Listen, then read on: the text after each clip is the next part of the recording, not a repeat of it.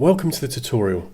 My name is Nick Sweetman, and what we're going to have a look at is the process of making a game tile that could be used on an iPhone, iPad or mobile. The theme of the game is a platformer adventure set in an ancient civilization, and the style for the tile we're going to aim for colourful, casual and cartoony, inspired by the Maya and American Indian style. The task is to create a 2D rock panel that will be used in the first level inside a king's tomb. The texture size we're going to aim at for the final size is 256 by 128. This can be split to two tiles that are 128 by 128. As you can see with the photo reference, I picked quite a variety of images from numerous different places. I've also looked at animation and games. So it's always a good idea when you do graphics to try and look at your competitors and also look outside of games to give you ideas of what direction to go in and also the quality that you want to aim for. If you have a look at the sketches that I've done, I tend to work fairly loose to begin with, just to give an overall idea of what I'm aiming for. In the few sketches that I've included, you can see that I've tried to keep it simple as possible and very loose. So I'm looking mainly at silhouettes and shapes, trying to define what the style of the tile might be. Okay, so moving on from this, we can now have a look at how the digital painting goes.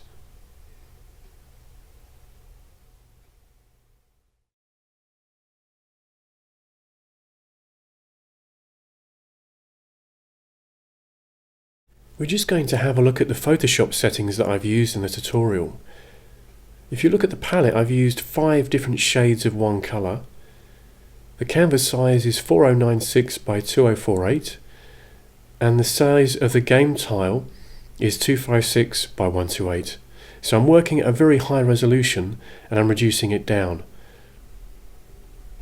Looking at the brush settings for the tutorial, we can see that I have shape dynamics turned on, which allows me to have a varying thick and thin line with the sensitivity of the Wacom pen. During the tutorial I am mainly using flat tones with little blending until the final phase of the tile.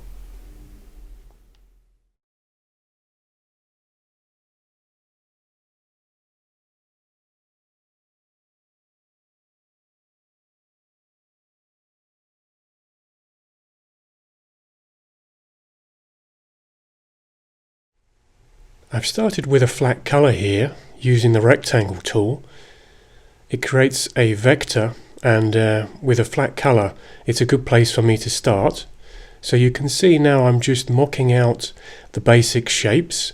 I started by marking out roughly where the head was and now I'm getting an overall feeling for the face.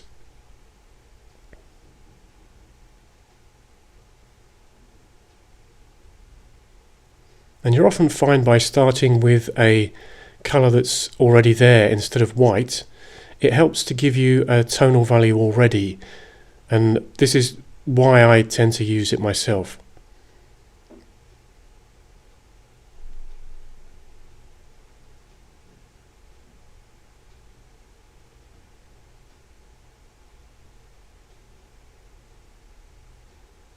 Okay, now I'm scaling it down. I just want to check as it's a tile that I'm doing, I'm going to put some details around the edges just to give me a feeling of context of what it's going to be.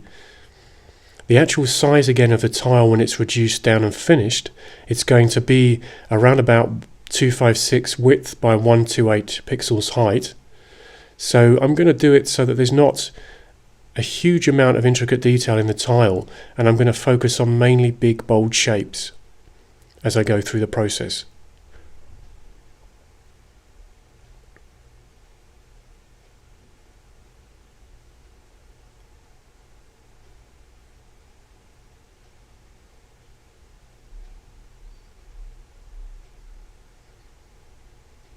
Okay, so at this point I'm thinking about the headdress. Now I've got a rough reference image that I did before that I painted very quickly, so I'm using that as a guide. But as I tend to work, I can change as I'm progressing. So I'm just finding the shapes, kind of looking for what works at the moment. And now you can see I've roughly placed heads at the side. I wanted to talk about a technique that I use. I often use masks in Photoshop. By painting black on a white background with the mask, you can get the transparent areas, and it often helps when you're working this way instead of using the eraser.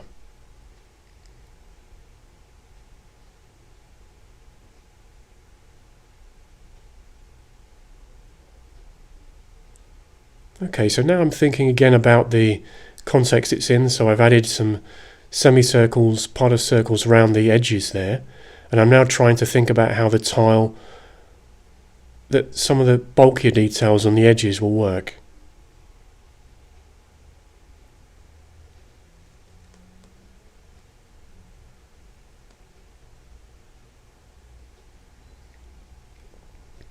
And now you can see that I'm starting to think about a secondary tone here. So I'm using that as a shadow tone, and I'm just bulking that into certain areas to give the tile depth at this early stage.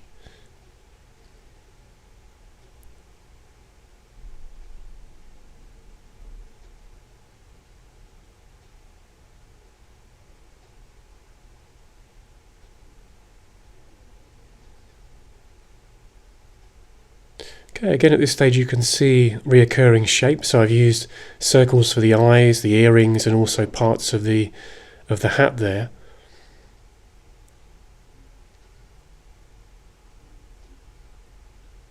And now I'm just adding some shadow details to the face at the side. I've decided to give the image a bit more dynamics, so I've added a huge tongue to the character in the background, and I've got two heads either side there, just to make it look a bit more interesting as an image.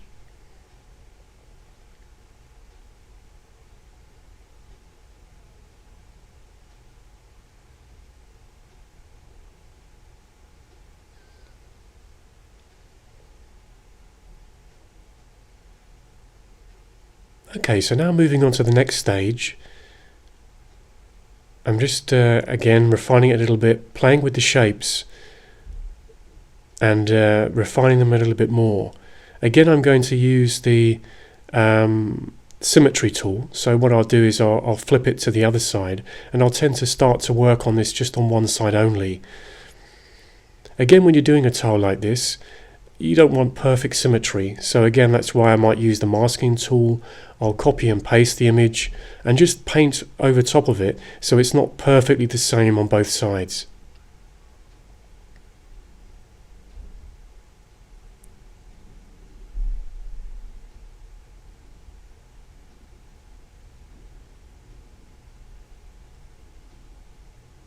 Okay, so you can see here again, quickly mirroring it to the other side to give me an idea of how it looks.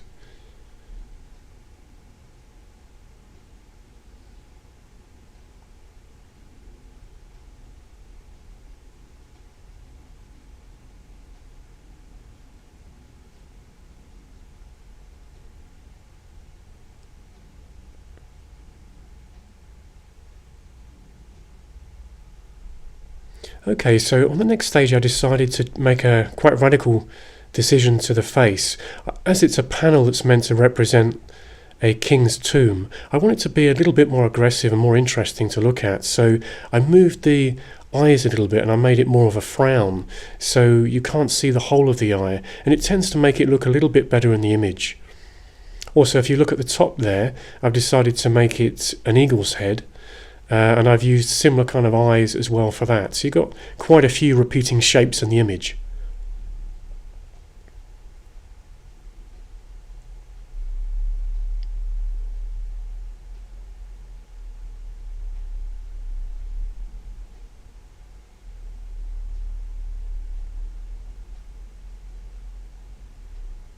Again, I'm just refining some of the shapes a little bit more. You want a kind of good contrast between thin and thick lines, also the size of shapes. Again, if you're doing illustrations or if you're doing tiles, specifically this is quite a specialist tile, so as it's part of the level, you want to kind of contrast with the different shapes there, and it will give a good dynamic feeling to your composition.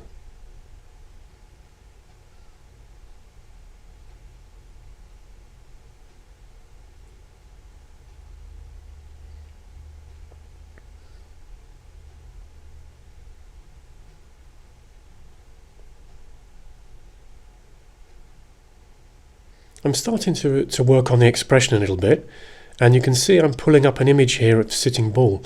I just wanted to get the kind of structure of the mouth right.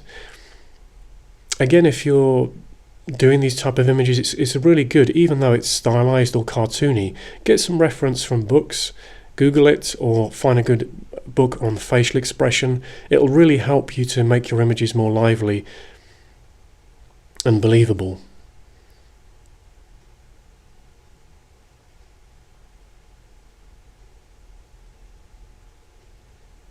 Okay, so going to this stage, you can see again I've refined the tones a little bit more.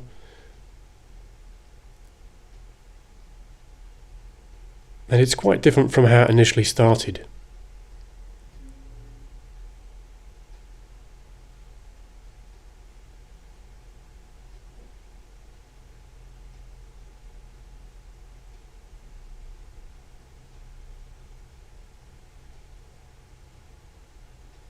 Okay, I'm just refining again the side of the head there. Trying to get the right balance of the shapes.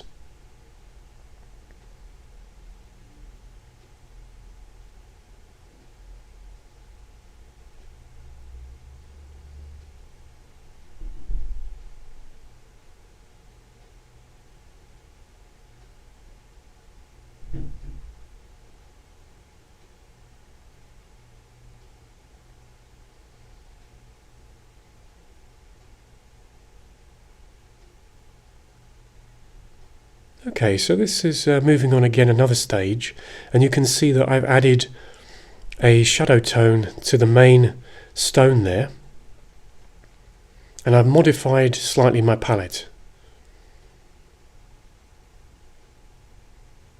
I've also worked on the wings quite a bit, so now they look again more like it's coming from the front of the eagle's head there. And it's given the image a bit more of iconic feel, so it's more graphic now as I'm progressing.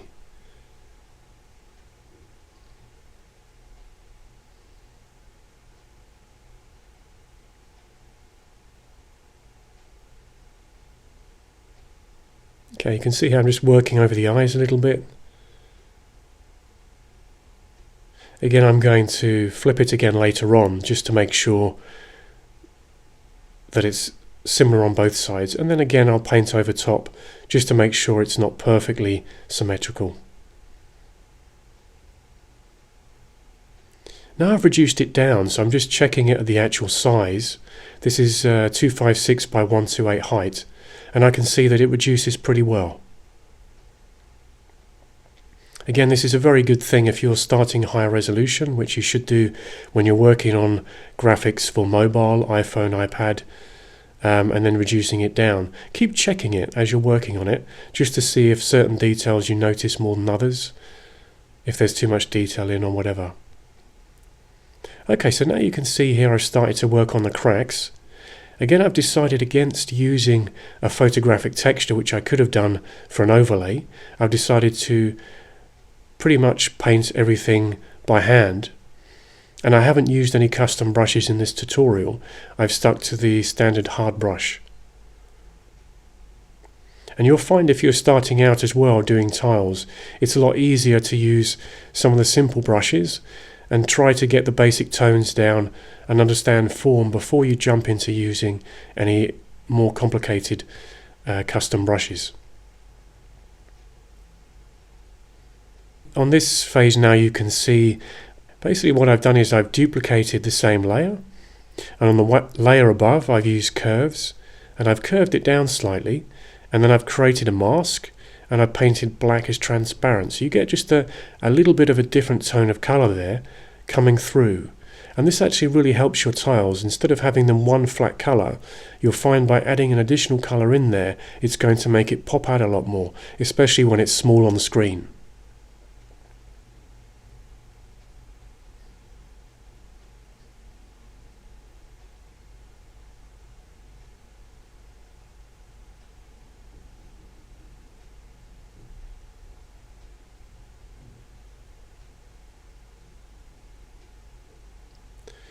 What I tend to do in the final phase of making a texture is I use the sharpen tool. So I will duplicate the layer, apply a sharpen to it in Photoshop, and then I will use the opacity and take that down on top of the original tile and just fade it to around about what looks good. And again, this will help when you have it reduced down. You'll find that the details will stand out a lot more.